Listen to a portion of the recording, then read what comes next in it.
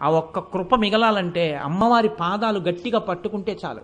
ఒక్కొక్కసారి భగవంతుని చేష్టితం ఎలా ఉంటుందంటే పైకి చాలా కష్టంలా కనపడుతుంది, కానీ ఆవిడ కష్ట రూపంలో చిన్న కష్టం ఇచ్చి పెద్ద సుఖాన్ని ఇస్తుంది. మనకి తెలియదు ఆ విషయాలు. పరమాచార్య మాటల్లోనే చెప్పాలంటే, నేను ఎలాగో ఇవాళ పరమాచార్య ప్రసక్తి తెచ్చాను కాబట్టి ఆయన మాటల్లోనే చెప్పవలసి వస్తే మీకు ఒక మాట చెప్తాను. వెనకటికి ఉప్పు వ్యాపారం చేసేవాళ్ళు గాడిదల మీద ఉప్పు బస్తాలు వేసుకుని ఊళ్ళోకి తీసుకెళ్ళి అమ్మేవారు.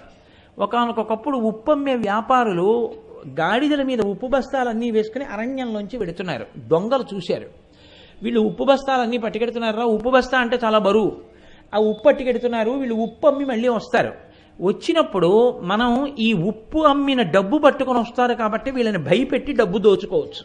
కాబట్టి ఇవాళ వెడుతున్నారు కాబట్టి ఓ 2 రోజుల్లో ఉప్పు అమ్ముకుని వస్తారు, మనం ఇక్కడ హాయిగా మాట వేసి కూర్చుంటే సరిపోతుందని కూర్చున్నారు.